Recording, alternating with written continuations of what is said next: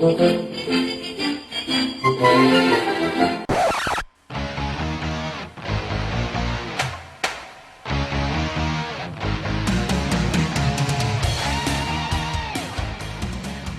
to Real Estate Real World, where we talk to the movers, shakers, and leaders that are getting it done right now in the real estate industry and beyond. Your host, Marguerite Crespillo, started this podcast simply dedicated to call people about what's really happening in this crazy roller coaster ride of real estate. Be sure to subscribe on iTunes and stay up to date on the newest stuff by adding yourself to the list at www.realestaterealworld.com. Now your host, Marguerite Crespillo.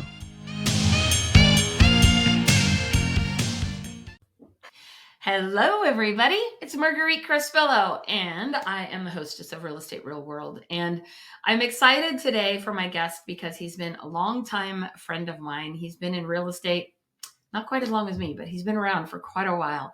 And what I have loved, we actually were roommates in our office for a while, or I guess, I don't know what you would call that, but we shared an office for a while. And I was always entertained by how hard he actually works and all the energy and activity he puts in. He's built a huge referral business, which is extraordinary in this industry. And I'm really proud to call him friend. So welcome, Jay. Thank you so much for having me, Marguerite. I appreciate it.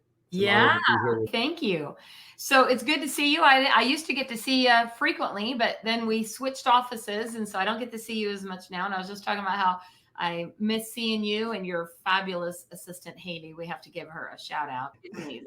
Yeah, I know it was so awesome sharing office with you. So it was just over 2 years we were together over there. And it was so nice to be able to bump elbows and share ideas and experience. I think that's the best part too. When you get to be around somebody of your caliber, you learn a lot, even though I've been around a long time. So a lot of times I think I know it all. And then every once in a while you'd say something or do something. I'm like, I didn't know about that, or I didn't understand that, or which is the great part of being in close proximity to people who are doing great things. Yeah, 100%. And I honestly think that's the demise of real estate is there's too many people who work secluded all by themselves in their own little office at home. And they're limiting themselves because they're not growing, they're not learning, they're not expanding, they're not, like I said, bumping elbows and camaraderie with other realtors. And it's very sad. And that happened obviously a lot more during COVID. And then since then, a lot of people just didn't go back. And it's so funny that you say that because literally just like the last few weeks, I was like, I need to get out of my home office. I need to get out and get around other people and get around that energy that really fuels me. And I think so many people are that way, yourself included. Yep, for sure. Yeah. So tell me a little bit about your background. Like, how did you get into real estate? Because I think this is a fascinating story. Well, honestly, it's all God's work. So I've always been a huge passion for automotive and custom cars. And so I had a dream come true job as a sales manager for a international magazine called Import Tuner. And I did that from 2000, beginning 2000, all the way through 2004. And in the summer of 2004, I could just see the writing was on the wall. The internet was getting very popular and print media was disappearing slowly. And they weren't rewarding us for our efforts anymore. And I was always that guy that left my office super early, got to the office super early, called my clients on the East Coast, and then I'd stay at the office late, and then I'd leave late because I talked to my clients on the West Coast. Because honestly, being in the office, making phone calls, being more productive is better than sitting on the 405 or the 91 freeway trying to get home. 100%. And so this is what I would do.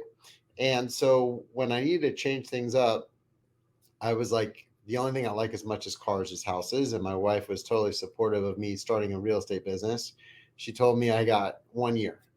If I get my business rolling within 1 year, then I was good to go and I could keep going. But if not, then I was going to have to get another corporate job. And the reality is we had some equity in our home. So we used that as our seed money because you've got to have money to make money. I don't care what anybody says. You got to be able to pay the bills. Chris was a stay-at-home mom. Eliza was less than a year old. And I needed to be able to pay for our food and our home and life. And so I had that nest egg basically that I used. And you got X dollars. Yeah. And in summer of '04, I started studying for my license, and I got it in October. January of '05, I flew to Southern California. I was already relocated to Roseville at that time, and turned in my notice, gave him 2 weeks, and then, okay, here I am. I'm a realtor. What do I do? And I started sitting in open houses every Saturday, every Sunday, every holiday. And I'm not kidding. Like every Saturday, every Sunday, every holiday. And when I say holidays, Memorial Day, Labor Day, President's Day, while all my friends are out enjoying life, I was working. But I knew I had to be successful and I had to work in order to be successful, because why is my phone going to ring? Why are they going to call me, the new guy, when there's thousands of realtors with experience and track records and knowledge, and people know those people? So I had to meet people. And then, so fast forward, I got some great connections, made some transactions. Then I learned about Brian Buffini. And it's so funny because coming from a marketing world, I had these big visions of billboards on the side of the freeway with my picture on them, and park benches and whatever I needed to do, because that's what realtors do, right? You spend a bunch of money and hope some of it sticks. And then I heard about the 100 Days of Greatness with Buffini, and I was like, so my broker's like, hey, I think this would be good for you. So I went to the 100 Days of Greatness class, and I was like, holy cow, this is exactly how I want to do it. Working by referrals. And that's exactly what it is. And I've been a huge Buffini advocate ever since. Follow his system from back then in 2005 until today. I still do it. And I've actually taught the class a couple times to my team. Some of them it's stuck, some of them it hasn't. And it's a revolving door. People come and they go. And unfortunately, not everybody has the same work ethic, and not everybody's willing to put in the time. As long as you're willing to put in the time and follow the systems, it's designed for success. One of the things I've admired the most about you is your consistency, right? Doing the same thing. And I think people, especially agents, are always looking for that easy button, that magic pill that is going to like instantly make them successful. And I've watched you a lot closer over the last few years, sharing an office with you. And I see you posting every morning from the gym and all the activities that you're doing. And what I notice more than anything is the consistency. And I think what most agents lack is that key component right there, doing the same thing over and over again. You talked about doing open houses every single weekend, and you still do them. I've still seen you doing open Yeah. houses. You don't have to do as many anymore because you've built such a great business, but the reality, that's part of it. And with this changing market, what are your thoughts on this market? And there's statistics that are saying 30 to 40% of the agents aren't going to make it. And you've already given us some clues as to why you think they won't. Consistency is key, right? So I get up at 5 a.m. every day, Monday through Friday, and I go to the gym and I work out. And I've been doing that consistently for the last 3 years. I've been doing it since forever, but I really got back on the bandwagon in March of 21. Like every day, Monday through Friday, I'm back in the gym. And it's because I'm getting older, 51 years old. I want to enjoy the rest of my life. I want to feel good.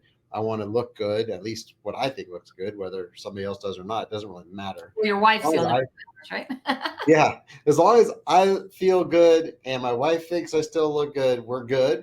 But the reality is it takes work. Like you can't just take a pill and be boom, I'm fit now. I'm to the special way. The same thing goes for business, right? So you don't just wake up one morning and say, I'm going to be a successful realtor. There's lots of people who say it, but then they're not willing to put in the time to get there. And it takes work. It takes work and it takes consistency. And I still do open houses. And you know what? I enjoy people. I enjoy getting to know people and meet people. I still put people in my cars when I go work with buyers. I try to. Now, sometimes they want to just meet me at the property. And if I'm just looking at one or two homes with them, then that's okay. But in 2008, 9, and 10, we'd show them 20 houses, meet again, show them 20 more, meet again, show them 20 more. And so I'm with these people for hours on end, driving around looking at houses. And oftentimes back then, they'd say, hey, I want to buy that first house we looked at. And back then, we had a year and a half of inventory. It was probably still available. This market's been completely different. 2022, the rates went from 3% to 7% in November. It's what the heck happened? And then 23, we've been all the way up to above 8%. And lots of people, they don't know how to actually work. They don't know how to provide value. They don't know how to educate. And unfortunately, a lot of people are falling off the vine. And I was, 30-40% of the realtors are not renewing. The reason being is every time we work or every time we become a realtor, we spend money. Yeah. You have to pay NAR, you have to pay CAR, you have to pay the local board, you have to pay for your lockbox key, you have to pay to be a part of MetroList, you have to pay to have your insurance has got to be higher on your car because we got to cover ourselves and the other people. We have to pay. We're constantly spending money. And there's constantly people calling, hey, I've got this new special thing I'd like to sell you.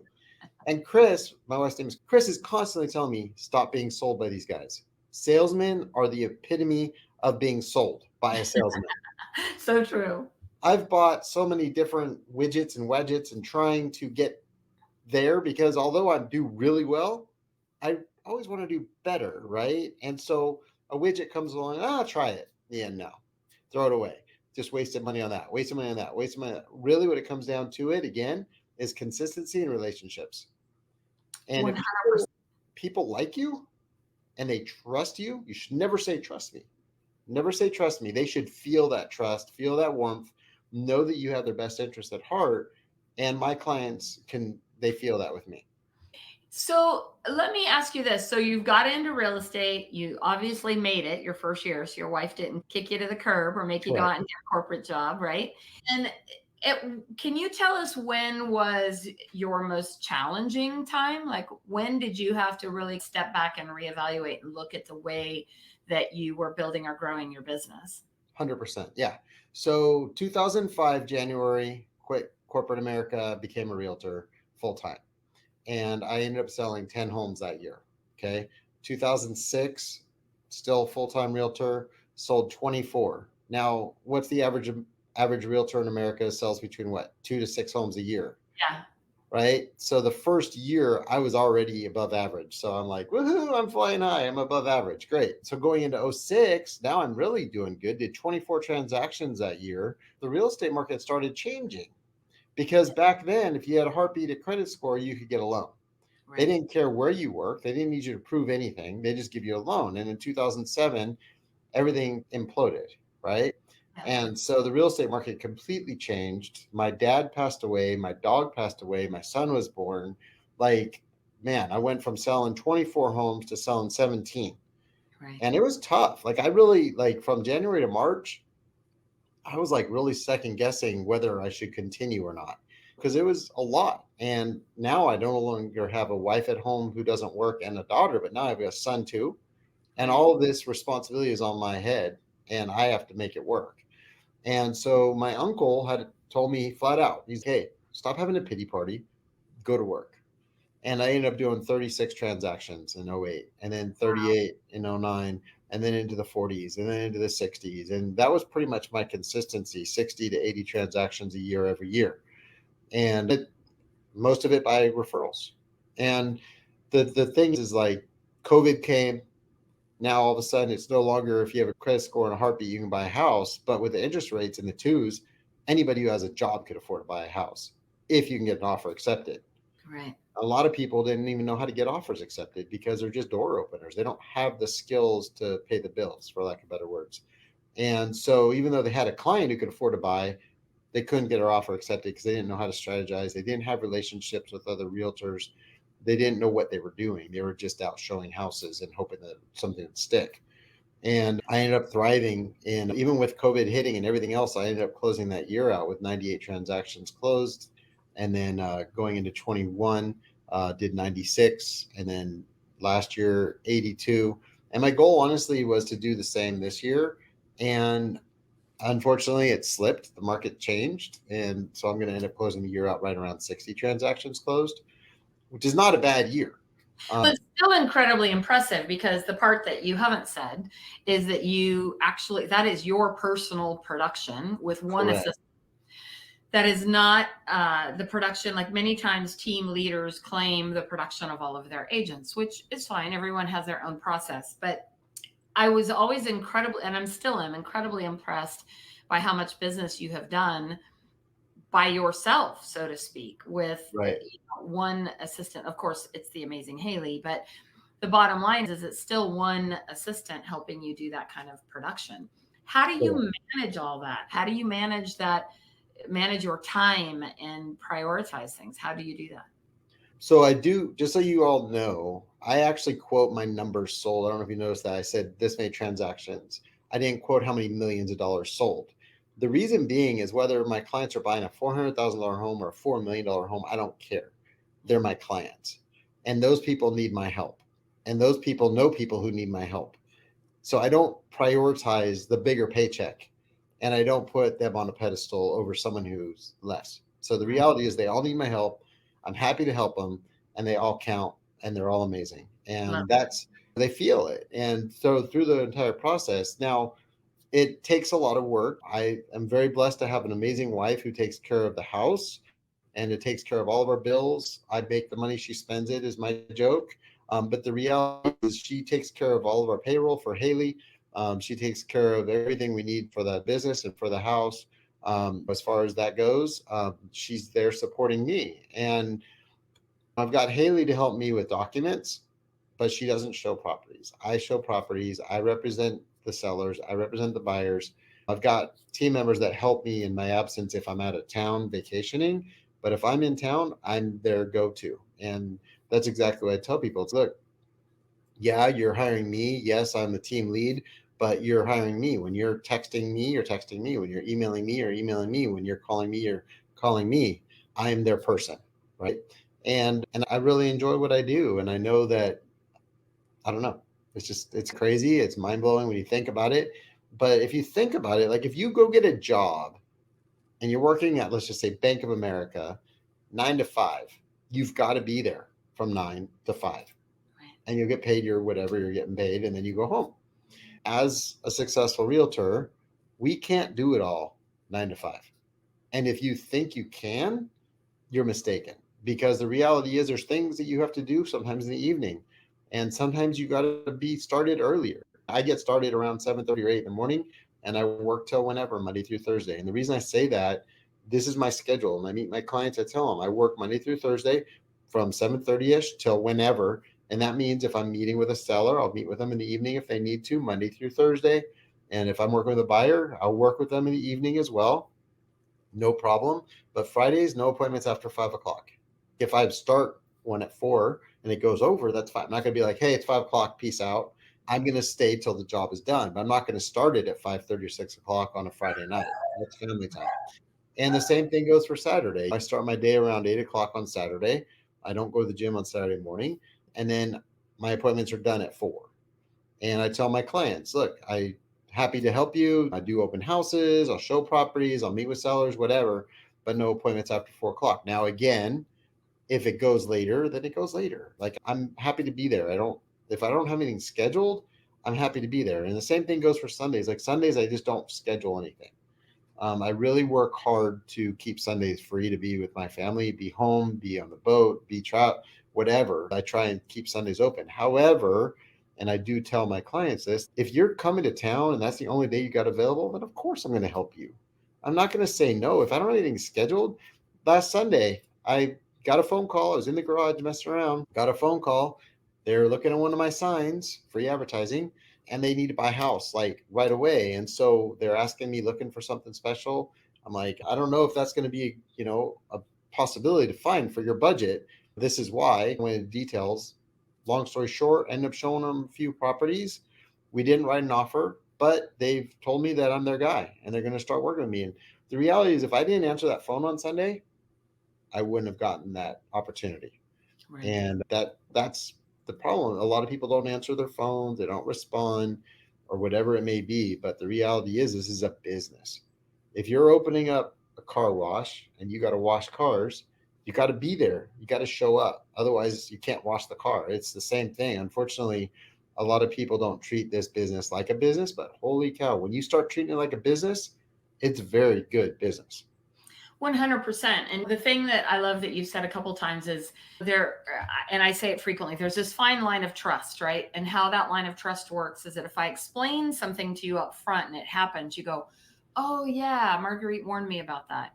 If I don't explain something up front, then I just go do it, or they wonder, what else aren't you going to do? What else aren't you going to, where else am I going to have issues or have problems? It's that upfront conversation of telling them your schedule or telling them when you're available or helping them understand the process is so incredibly valuable, is it not?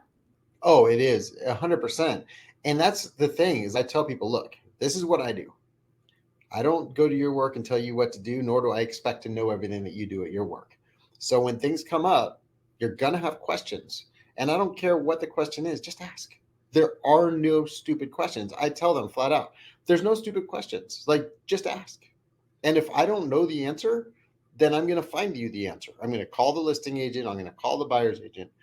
I'm going to call Marguerite. I'm going to call Gail. I'm going to call Val. I'm going to call somebody to find the answer to solve that question. Because believe it or not, we don't know everything. We know a lot, but we don't know everything. And I'm not going to ever lie to somebody and tell them, oh, yeah, this is da da da.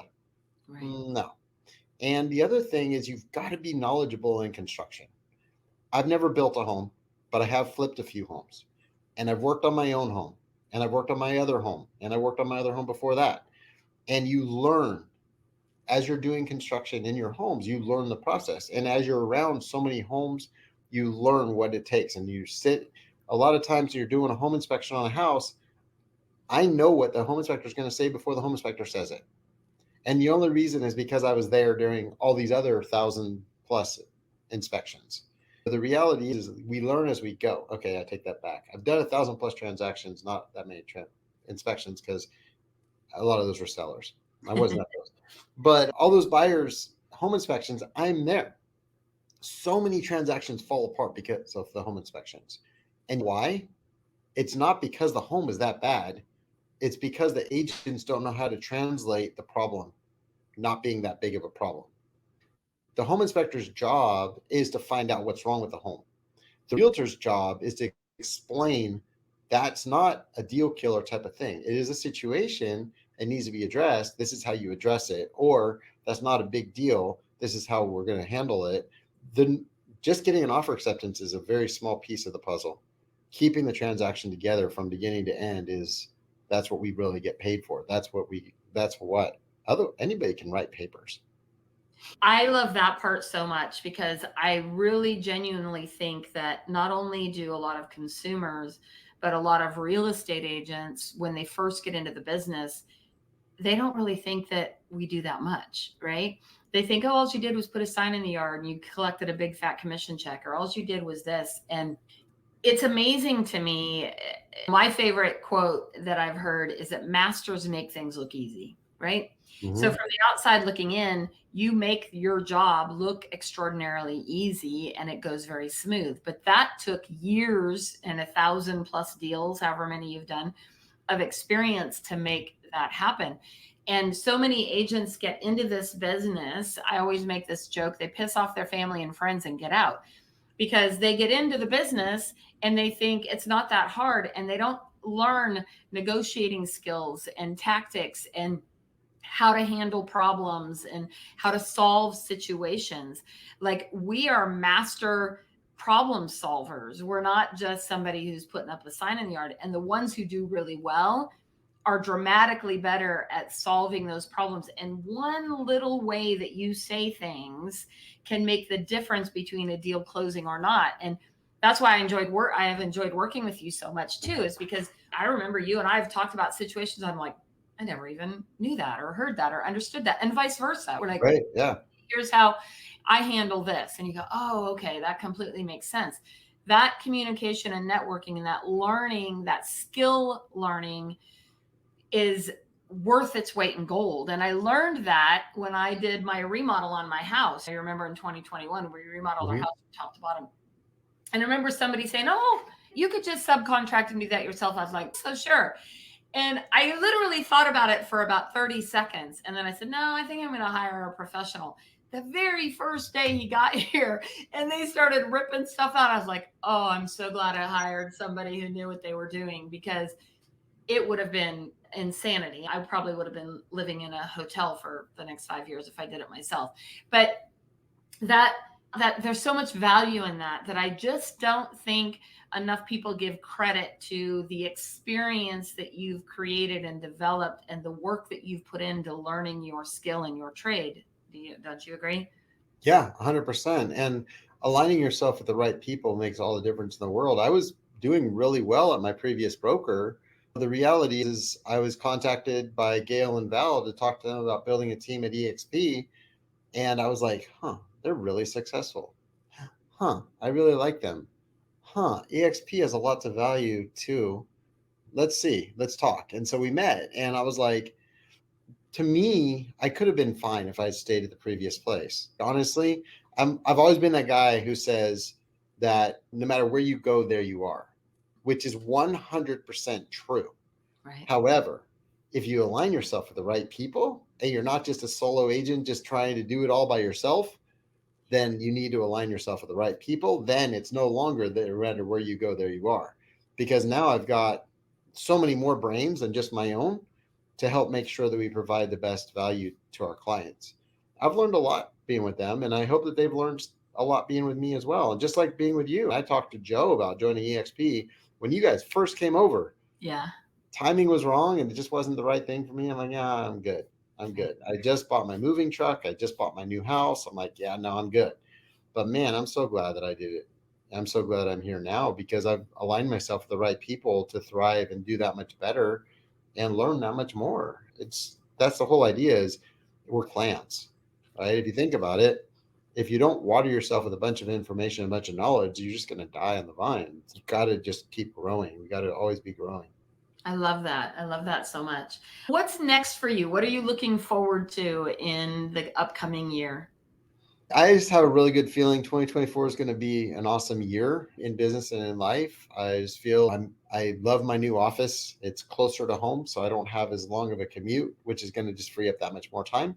And it's really cool to have that because if I'm not at the office, I can be home faster. And I'm really excited about the interest rates coming down just because even though the reality is with real estate, as long as you can buy it, let me phrase that. As long as you can afford it, you need to buy it. Right. Because what's going to happen is I'm very confident. Now, I don't know everything, but I'm very confident that as the rates come down, all these buyers are going to be sitting on the fence right now are going to be jumping in and they're going to be trying to buy. And I just have a feeling it's going to be a crazy time in business. But there's a lot of people that have left. And so those people that have left aren't going to come back in because they struggled too much. So the pros are going to just thrive. I really feel like it's going to be a great year. Now, Chris got frustrated with me the other day because I had told somebody else that, and she was like, "Man, you can't wish ill will on anybody." I'm like, I don't wish ill will on anybody. I just wish that everybody who is doing what we do does it, and they do it, and they'll be very successful too. And that's the thing; they're not willing to, and so I'm excited. So that's what I foresee for 2024, and we've lost some agents off of our teams as well, and it's okay trimming down and just trimming down and just getting into better shape, right? And we don't want to be the biggest team in town. We just want to be the best, and we just want to have fun doing it. And so I'm excited. I love it. As we wrap up today, I want you to tell us a little bit about your hot rod and then we'll wrap up. All right, so I'll tell you a quick story. So I used to work in the magazine world, and I was always into mini trucks and imports. And that's why I was a sales manager for Import Tuna magazine. It was a perfect fit for me. As I got older, I decided I wanted to build a hot rod, like a little bit more grown up car, but I'm all into the customs. I'm not into the OG original stuff. I don't want it. So I needed to find a car that would fit in the garage. And I tend to lean towards the 60s, large sleds laid out. And I just think they're so cool, but they wouldn't fit in my garage. And so I called my buddy Jay, another Jay. I was like, hey, I need a shorter hot rod. What do you recommend? And he said 54 Chevy. So I ended up finding a 54 Chevy 210 post on Craigslist, dragged it home, called in the help of my friend Jason, a different Jay, and we just started cutting it up and modifying it and putting a new engine, a new tranny, and just rebuilding it. And since then, it's got a new engine. So it's got what's called an LS engine out of an '05 GMC Denali and tranny in it now. All custom interior, all custom. Everything on that car is custom with the exception of the blue and white, the sheet metal. I haven't done any modifications to the sheet metal whatsoever, but everything else has been changed and modified and made better. So yeah, so that's my hot rod. We're going to get a picture from you of it so that we can add it to this video. Okay. I don't know that I got a chance to tell you, but Sacramento Raceway out there, right? So my son-in-law races street bikes out there, and they just closed it, sadly, a few weeks ago. And when I first got my Hummer, I have the GMC Hummer EV, and he was all poo-pooing it because it wasn't gas. And I said, let's go for a ride. So we went for a ride, and the electric vehicles scoot, right? Yeah. He was like, I think he almost peed his pants. He'll never admit it. And so he kept saying, we need to take it out to Sacramento Raceway. I'm like, are you crazy? I've never raced in my life. He goes, let's do it. So we did about a month or so ago. We took it out to Sacramento Raceway, and he raced it the first couple times. And they have a rule, if it's less than 14 seconds or something, you have to wear a helmet. You can't have a pedal. So he says, I can't keep riding with you. So do you want to race it yourself? And I was like, okay. And sure enough, I did. I had so much fun. I can't believe the place closed. I had such a blast. I raced it. You're not racing against anyone else. It's fun runs. No, it's quarter-mile drags. It's quarter-mile drags. And so I took my Hummer. It made it 12 and a half seconds on the quarter mile. That's crazy fast. It's crazy. And what we figured out, though, is that the Hummer that I drive has a speed limiter. So the fastest it will go is 106. And so I was like, how do we disconnect the speed limiter? And they're like, it's a 9,000-pound vehicle. You don't need to be going any faster than 106 miles an hour. But so much fun. I can't believe I did that. I didn't do that till I was 60 years old, but it was a blast. So I don't know what they're going to reopen or what, but the fastest car out there was the Tesla Plaid. It went like 9.9 seconds on the quarter mile. Isn't that crazy? So the best way to, I'm all about the gasoline. I don't have any electric cars. I know. It's fun. But the reality is, as a kid, before I was into big cars, real cars I can sit in, I was into remote control cars. Right. And they're all electric remote control cars. And I like to think about the EV cars like remote control cars, because the reality is, as soon as you pull on the trigger or push on the trigger, they're gone. There's Exactly. no delay. There's no lag, nothing. And the funny thing is, with the remote control cars, you release the accelerator and it would stop, just like the electric cars. So you're basically just driving a really big remote control car. And it's true too. And we're rambling on about stuff, but it's fun. The Hummer now has this thing called one pedal. So you literally you don't have to press the brake. You still have a brake there, so you can press the brake if you need to. But you're right. As soon as you take your foot off the accelerator, your car comes to a stop. Yeah. And it was a huge adjustment to learn how to drive it. And I know people either love gas or they love electric, but it's a ton of fun. Either way, it was fun to go out and race it, and something I'd never done in my life. And now they've closed the racetrack, so I'm hoping they'll open something else closer, because it just was so fun to get. It's totally testosterone zone, right? There aren't a whole lot of women out there on the racetrack, but it was a lot of fun, and you get a lot of attention in a vehicle that stands out. But I know I love your car. It's so much fun, and you take it out to shows and stuff like that, don't you? Yeah, I do. I take it to car shows.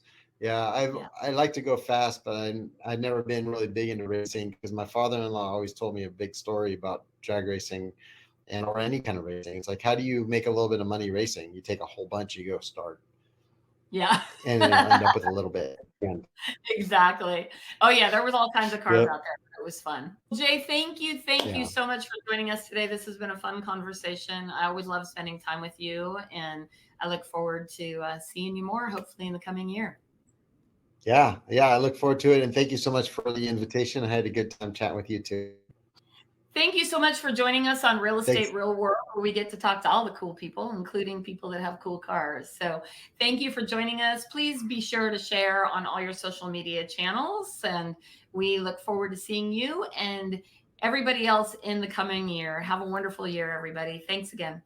Thank you for joining us today on Real Estate Real World, where we talk with masters and leaders in real estate and beyond on how we can raise the bar in our industry. Please subscribe over on iTunes. And while you're there, be sure to give us a review. Your reviews encourage us and help others find our podcast. For show notes and hot topics on what's going on right now in our real estate industry, hop on over to www.realestaterealworld.com and add your name to our email. Thanks again for listening. And go out there, be a part of the elite masterclass in raising the bar on the real estate industry.